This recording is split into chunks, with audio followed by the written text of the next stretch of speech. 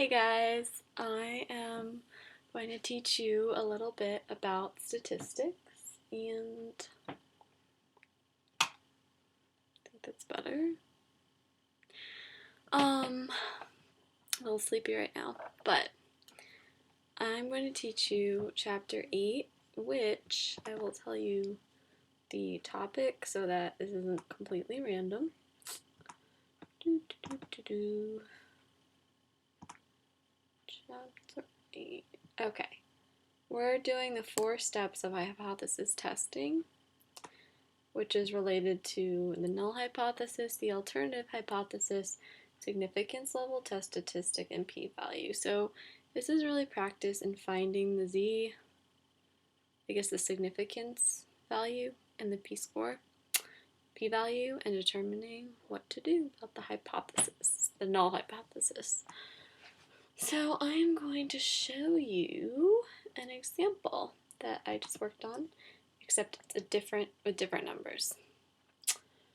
The problem is, historically, about 54% of the population of a certain country believed that the planet's temperature was rising.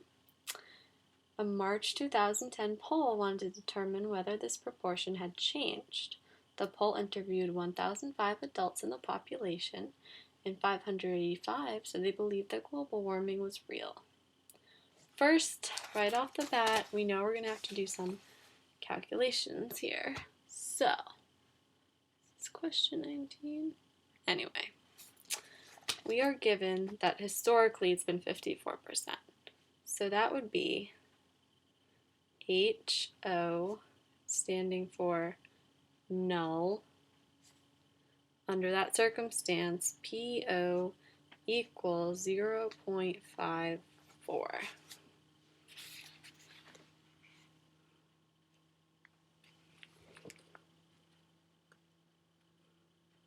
Okay, so again, the HO is a symbol for null hypothesis, and the PO is a symbol for the population parameter that's expected is going to be 0.54, not 54%, because you're doing a proportion. That's all. That's step 1. Step 2 is we get under, sorry about that, HA, which is the alternative hypothesis, the PA, I don't remember, but the P, I think with a little line above at the top, is going to equal 585 said they believed in global warming. So that's going to go on the top, and on the bottom is our total population, which is 1,005. We divide 585 by 1,005, and we get, we're going to do 4 decimals, 0.5821. So, right off the bat, we got our 2 comparisons. We got the first one, which is 0.54, and the second one, which is 0.5821, which we did by calculating the number of people who believed in global warming over the total population. This is what's going on now.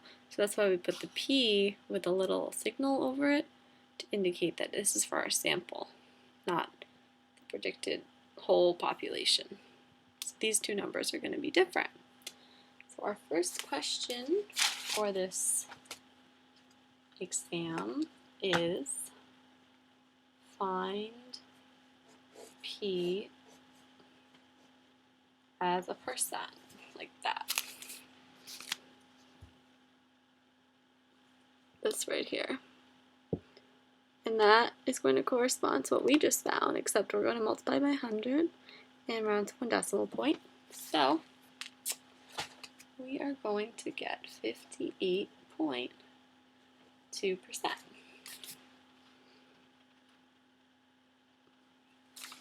Let's put in. see if it's right.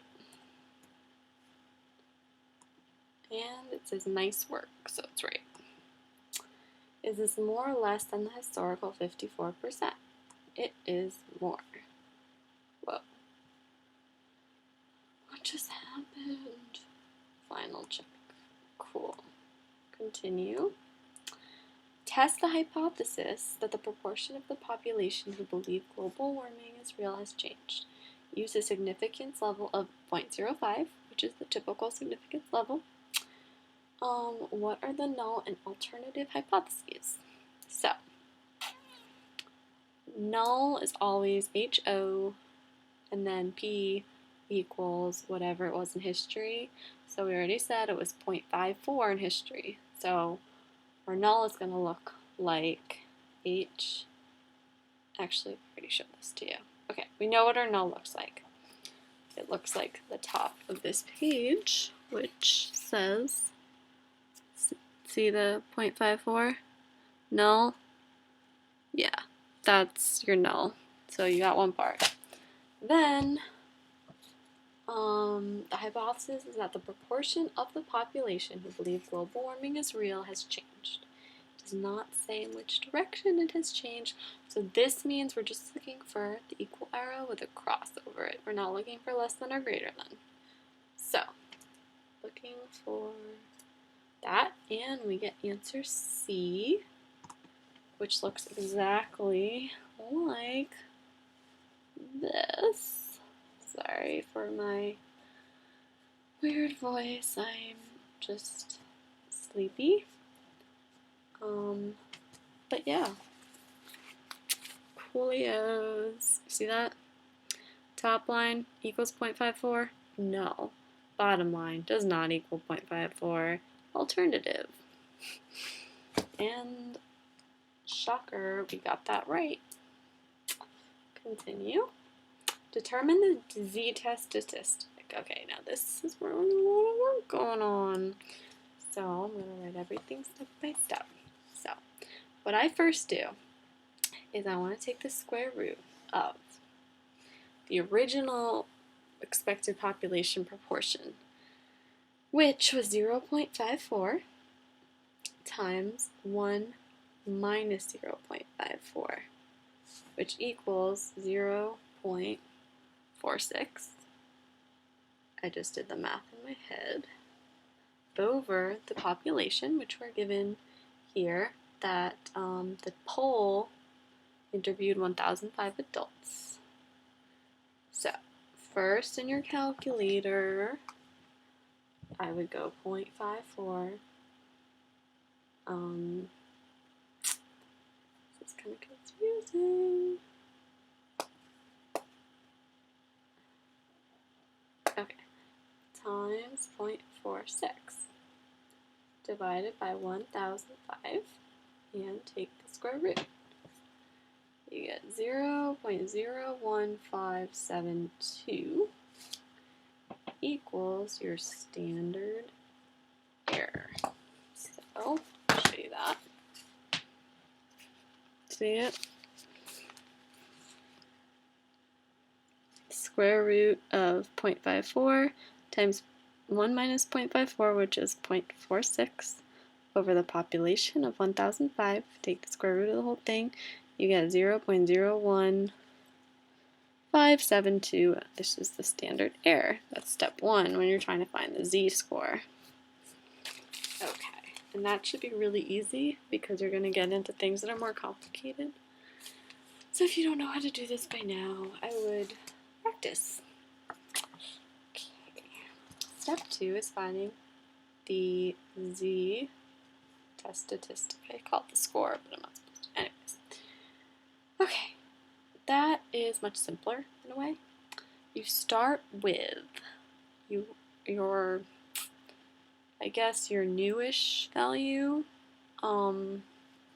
which we already found to be 0.5821 minus 0.54, which is your expected value, divided by your standard deviation. And that is going to give you 0.5821 minus 0.4 divided by 0.01572 2.678 equals z test. Okay, so this is one of our big numbers over here. Okay, this is exactly the calculation I used. 0.5821, because that's what we got from p sample minus p proportion, 0.54 divided by the standard error, and that gave us this lovely number of 2.678, which we are now going to put into the answer. 2.68, since it asks us to round. It says well done, so we're right. Now, the hard part, the p-value. You gotta go to statcrunch and open up your normal. Oh, it's already opened up. Sweet. Okay, so for most of these, we're gonna assume that there's a normal distribution, so we can let the normal calculator have a mean of 0 and a standard deviation of 1. All we have to change is this little box next to probability. Hopefully you know how to use statcrunch, otherwise this is going to be really confusing and I'm not going to give a tutorial on how to use statcrunch. So if you're in this type of class, you'll know, and if you're not, it might not be the best tutorial. Anyway, our z-test score is what we use to put into here. So we're going to put 2.68, and we want to find out what's greater than 2.68 first. So that is 0.0036811081. Well, this is really area greater than 2.68. Okay, now the one that's less than negative 2.68, that's really how you find out when you have a two-tailed, is exactly the same. So you just multiply this whole number by 2 to get the total p value. So I'll show you my calculations in un momento. I will even show you the graph that I have.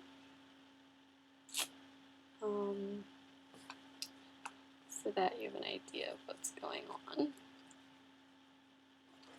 Okay, so this is what I got. Basically, I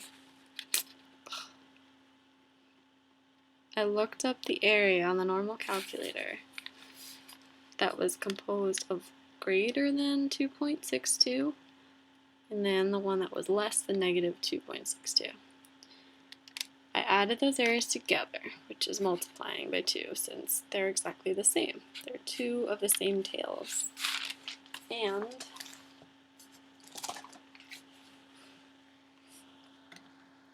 that little red thing there is one tail. The left and the right I already did. I don't know how to make them appear at once. So I'm going to go back to my little assignment. And I'm going to put in 0.007 because they said round to 3 and it says well done. So, do you reject or accept the null hypothesis? This is the big question. If you learned the little trick and your, what were they just, something about 0.05. You're comparing it to 0.05, your p value. If your p value is less than 0.05, then you should reject the null hypothesis. because that means that the significance of this like change that you see between the two values is probably not attributed to chance. It's attributed to a real change, a real reason. But if the p-value is greater than 0.05, then you can't reject the null hypothesis because there is a chance that this is just a coincidence and you have to look into it further. For us, in our purposes, we got 0.007. 0.007 is less than 0.05, therefore we're going to reject the null hypothesis. Fantastic. Choose the correct interpretation. In 2010, the percentage of all of the population who believe global warming is real has not changed. This is false. Why? Because the null hypothesis is kind of like the one that says that everything hasn't changed, which is exactly this. Since we rejected it, it must be the other hypothesis, which is that the percentage of the population who believe in global warming is real and is significantly different from 54%, thanks to our p-value. And I hope you found this lesson helpful. I am a little bit sleep deprived, so I'm going to do more of these if we get positive feedback. The lighting's not that great. I'm probably not showing you the numbers too well. I know there's an easier way to do this. I might do like PowerPoint presentations or something. I'm not a techie. But anyway, I usually talk through everything. Give me comments. Let me know how it is. Peace out.